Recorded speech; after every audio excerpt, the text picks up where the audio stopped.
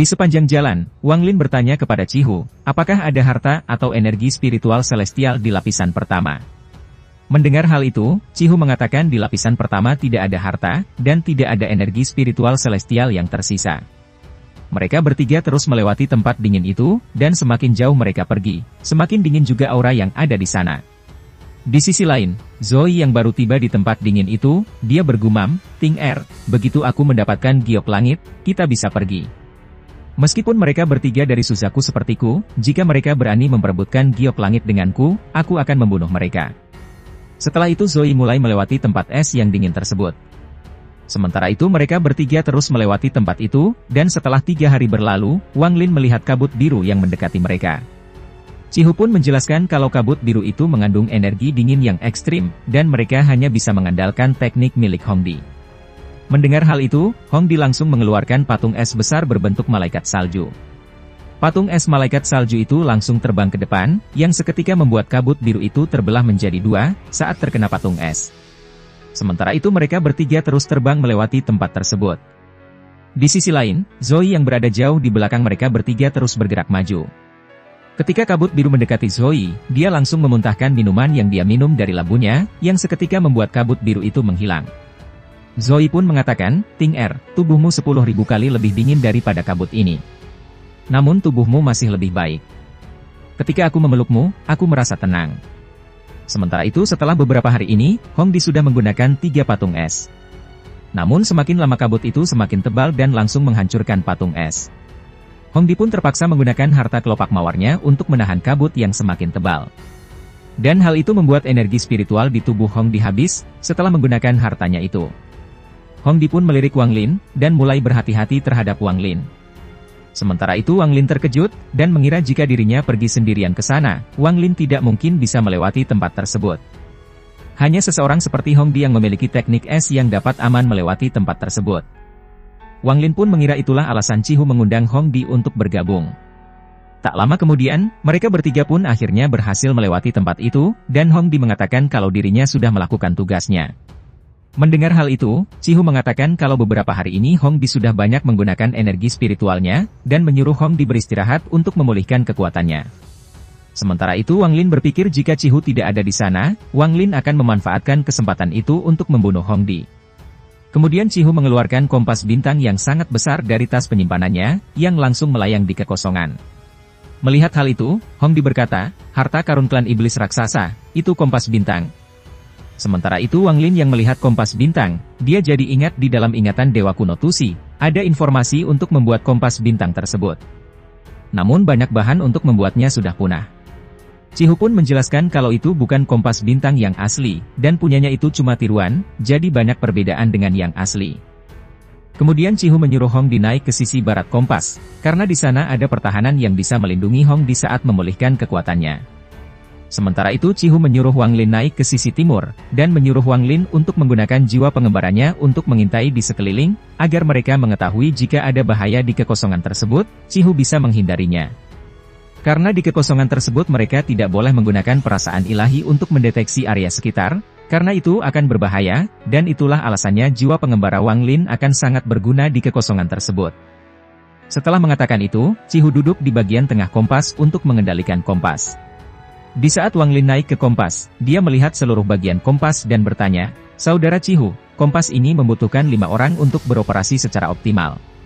Mendengar hal itu, Cihu mengatakan kalau itu memang benar, namun jika Cihu mengundang 2 orang lagi, maka harta yang akan mereka dapatkan akan lebih sedikit, karena harus dibagi rata ke 5 orang. Kemudian mereka pun berangkat, dan seketika kompas itu bergerak sangat cepat di kekosongan. Cihu pun mengatakan, Saudari Hongdi, dan Saudara Cheng, jangan kaget. Ini adalah operasi normal untuk kompas bintang. Ketika kompas bintang digunakan, kita tidak bisa berbicara, kita hanya bisa berkomunikasi melalui indera ilahi kita. Setelah mengatakan itu, Cihu memberikan Wang Lin sebuah peta, agar jiwa pengembara Wang Lin bisa mengintai area di sekitar dengan benar. Dan ketika jiwa pengembara menemukan bahaya, maka Wang Lin bisa mengetahuinya melalui jiwa pengembara. Setelah Wang Lin melihat peta tersebut, dia langsung mengeluarkan jiwa-jiwa pengembara yang langsung menyebar di kekosongan. Wang Lin yang sudah melihat secara langsung kegunaan kompas bintang tersebut, Wang Lin menjadi tertarik ingin memilikinya juga. Namun meskipun dalam ingatan Tusi ada cara untuk membuatnya, namun Wang Lin tidak memiliki bahan-bahan untuk membuatnya. Tak lama kemudian, melalui jiwa pengembara, Wang Lin mengetahui kalau di depan mereka ada bahaya. Wang Lin pun langsung memberitahu Cihu kalau di depan mereka ada sesuatu yang tidak normal, dalam jarak 10 km. Terlihat ada sebuah binatang yang mirip gurita yang memiliki tentakel yang sangat banyak. Saat salah satu jiwa pengembara tersentuh oleh tentakelnya, jiwa pengembara itu langsung mati. Sementara itu Cihu yang mendengar peringatan dari Wang Lin, Cihu langsung mengubah arah kompas bintangnya. Namun ketika mereka melewati binatang tersebut, salah satu tentakel mengenai bagian sisi kompas, yang seketika membuat kompas itu terguncang dan berputar. Hal itu pun membuat mereka bertiga terluka. Cihu pun langsung menstabilkan kompas bintang itu, dan langsung memulihkan kekuatannya. Kemudian Cihu berterima kasih kepada Wang Lin, karena sudah memperingatkan Cihu. Karena jika tidak, mereka bertiga sekarang mungkin sudah mati. Hongdi pun bertanya binatang apa itu. Cihu mengatakan kalau dia juga tidak tahu, namun Cihu mengatakan binatang yang hidup di kekosongan alam surgawi bukan sesuatu yang bisa mereka lawan. Sementara itu Wang Lin yang tahu dari ingatan Tusi, Wang Lin mengatakan kalau binatang itu bernama Su, yang dianggap sebagai binatang perusak kecil. Bahkan dari zaman kuno para kultivator kuno membutuhkan banyak orang untuk membunuhnya. Mendengar hal itu, Cihu mengatakan kalau dia terkesan karena Wang Lin sangat berpengetahuan. Sementara itu Hongdi yang tidak percaya perkataan Wang Lin, Hongdi mengatakan kalau Wang Lin bisa saja mengatakan informasi itu dengan asal. Mendengar hal itu, Wang Lin langsung mengatakan kalau Hongdi bodoh. Seketika Hongdi pun langsung marah. Sementara itu Cihu hanya menggelengkan kepalanya, saat melihat mereka berdua masih belum bisa akur. Kemudian Wang Lin kembali menjelaskan kalau binatang itu akan menggunakan tentakelnya untuk mencari makanan. Wang Lin pun menyuruh Cihu untuk segera terbang ke utara, karena ketika binatang itu berburu, dia akan menyebarkan aura merah yang sangat kuat. Mendengar hal itu, Cihu terkejut karena jika mereka terus terbang ke utara, mereka akan menghilang. Oleh karena itu, Cihu pun menjadi ragu-ragu. Sebenarnya Cihu juga tidak sepenuhnya percaya dengan apa yang dikatakan oleh Wang Lin. Namun Cihu tidak menunjukkannya secara langsung, seperti yang dilakukan Hongdi. Sementara itu Wang Lin yang melihat Cihu tetap diam, dan tidak bertindak, Wang Lin langsung meninggalkan kompas, dan langsung terbang ke utara. Melihat Wang Lin pergi, Cihu pun terkejut. Namun Hongdi mengatakan untuk tidak mempedulikan Wang Lin yang pergi, karena Hongdi tidak percaya dengan yang dikatakan Wang Lin tentang binatang itu. Tak lama kemudian, Cihu dan Hongdi terkejut, saat melihat gelombang aura merah yang datang ke arah mereka. Cihu pun langsung membelokkan kompas bintangnya ke arah utara, untuk menghindari aura merah.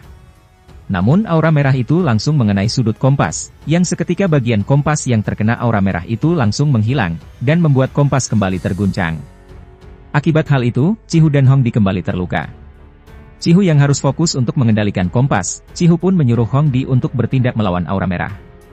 Dan pada saat ini, Cihu menyesal karena tidak mendengarkan perkataan Wang Lin. Sementara itu Hongdi langsung mengeluarkan kelopak bunga, dan langsung melancarkan 2 kelopak bunga ke arah gelombang aura merah, yang seketika bertabrakan dan langsung meledak. Namun sebagian besar aura merah terus menerjang ke arah kompas. Hongdi pun langsung menggunakan benang sari dari kelopak bunga, dan langsung melancarkannya ke arah aura merah, yang seketika kembali meledak. Sementara itu dari kejauhan, Wang Lin hanya tersenyum dingin saat mendengar suara ledakan. Tak lama kemudian, Cihu dan Hongdi akhirnya bisa melarikan diri dari aura merah. Kompas itu pun bisa mengejar Wang Lin yang ada di depan. Kemudian Cihu menyuruh Wang Lin untuk kembali naik ke kompas bintang. Setelah Wang Lin naik, Cihu mengatakan kalau dirinya sudah salah, karena tidak mendengarkan Wang Lin. Cihu bertanya apakah ada hal lain yang akan dilakukan binatang itu setelah mengeluarkan aura merah. Mendengar hal itu, Wang Lin mengatakan kalau saat ini mereka akan aman, dan Wang Lin menyuruh Cihu untuk kembali menerbangkan kompas sesuai jalur peta. Sementara itu di sepanjang jalan, Hongdi tidak berbicara sepatah kata pun, dan membiarkan Wang Lin memimpin. Bahkan saat ini Cihu tidak lagi meragukan Wang Lin, dan melakukan apapun yang dikatakan Wang Lin. Sepanjang jalan, Wang Lin dan Cihu mengobrol tentang Dao. Kemudian Cihu mengatakan kalau klan iblis raksasanya bukan asli dari planet Suzaku, karena nenek moyang klan iblis raksasa sudah pindah ke planet Suzaku ribuan tahun yang lalu. Tak lama kemudian, melalui jiwa pengembara, Wang Lin menemukan salah satu bahan untuk membuat kompas bintang, yaitu Golden Purple Stone. Wang Lin pun menyuruh Cihu untuk menunggu sebentar, karena dia menemukan bahan untuk membuat harta. Setelah mengatakan itu, Wang Lin langsung terbang meninggalkan kompas bintang. Wang Lin kembali mengingat perkataan Tian Yunzi, yang akan menerima Wang Lin menjadi muridnya, jika Wang Lin bisa meninggalkan planet Suzaku. Oleh karena itu, Wang Lin membutuhkan kompas bintang untuk pergi ke planet Tian Yun.